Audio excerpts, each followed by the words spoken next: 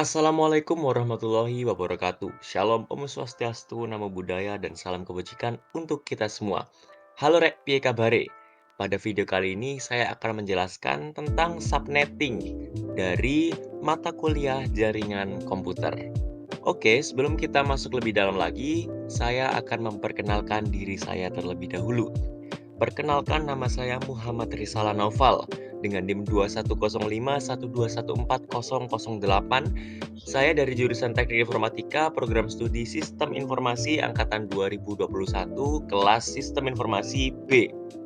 Dan pada kali ini saya akan menjelaskan tentang subnetting dari jaringan komputer.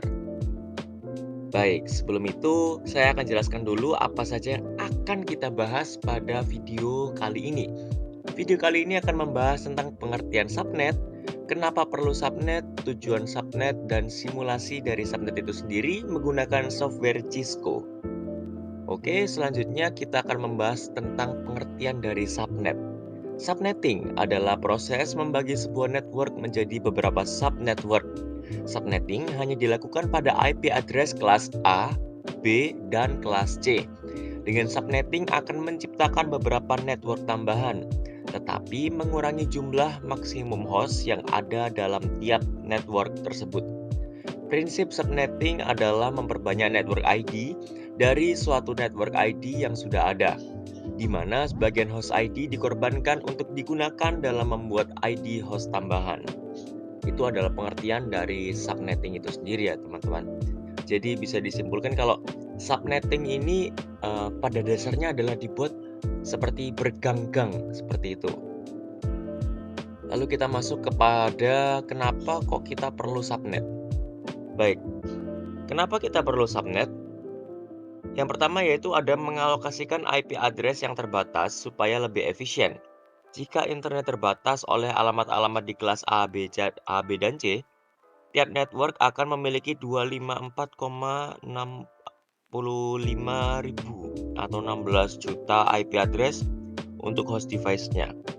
Walaupun terdapat banyak network dengan jumlah host lebih dari 254, namun hanya sedikit yang memiliki sampai 65.000 atau 16 juta. Dan network yang memiliki lebih dari 254 device akan membutuhkan alokasi kelas B dan mungkin akan menghamburkan percuma sekitar 10 ribuan IP address. Nah, jadi walaupun sebuah organisasi ini punya ribuan host device, tapi untuk mengoperasikannya semua device itu akan memakan network yang lambat. Jadi kalau kita operasikan semuanya itu akan memperlambat network dari organisasi tersebut. Nah, cara TCP/IP bekerja mengatur agar semua komputer dengan network ID yang sama harus berada di physical network yang sama juga. Physical network memiliki domain broadcast yang sama, yang berarti sebuah medium network harus membawa semua traffic untuk network.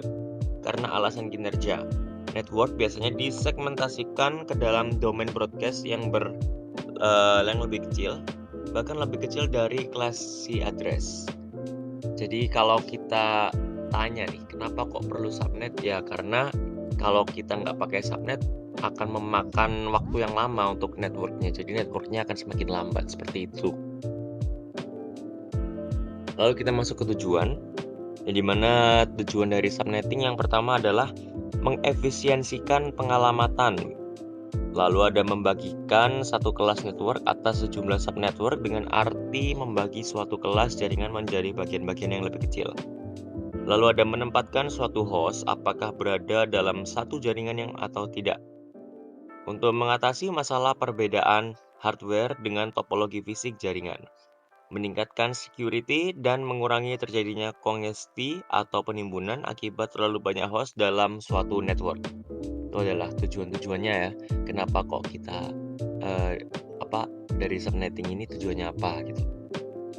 Baik, selanjutnya adalah simulasi. Berikut ini adalah simulasi yang saya lakukan di software Cisco. Mari kita simak bersama-sama. Di sini saya mengeluarkan 3 komputer terlebih dahulu, yang dimana 3 komputer ini, 3 PC ini akan saya gabungkan dengan 3 PC lainnya. Silakan disimak teman-teman.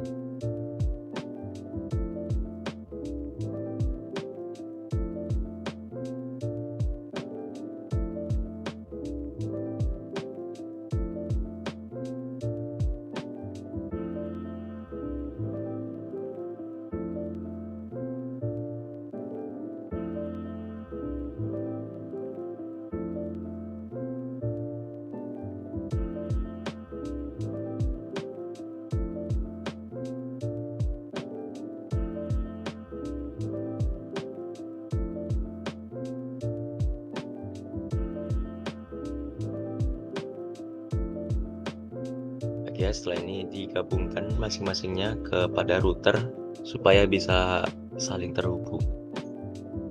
Ya, jadinya adalah seperti ini. Ini di sini kita pasang IP address-nya. Diusahakan IP address-nya bisa digunakan ya teman-teman. Jadi IP address-nya ini bisa kita hubung-hubungkan dengan PC-PC yang lain. Jadi sebisa mungkin jangan ada error karena IP address ini.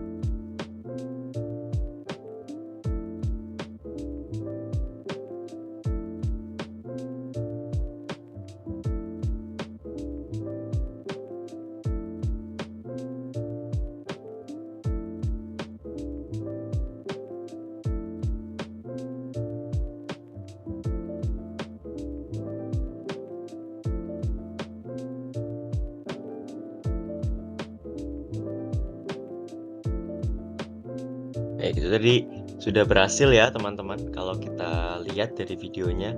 Jadi bisa mengirimkan pesan bolak-balik juga dan juga bisa mengirimkan pesan dari PC satu ke PC lainnya.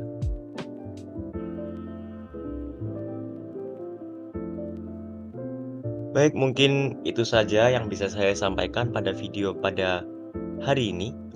Saya mohon maaf bila ada salah kata ataupun salah perbuatan yang saya lakukan. Kurang lebihnya mohon maaf. Wassalamualaikum warahmatullahi wabarakatuh.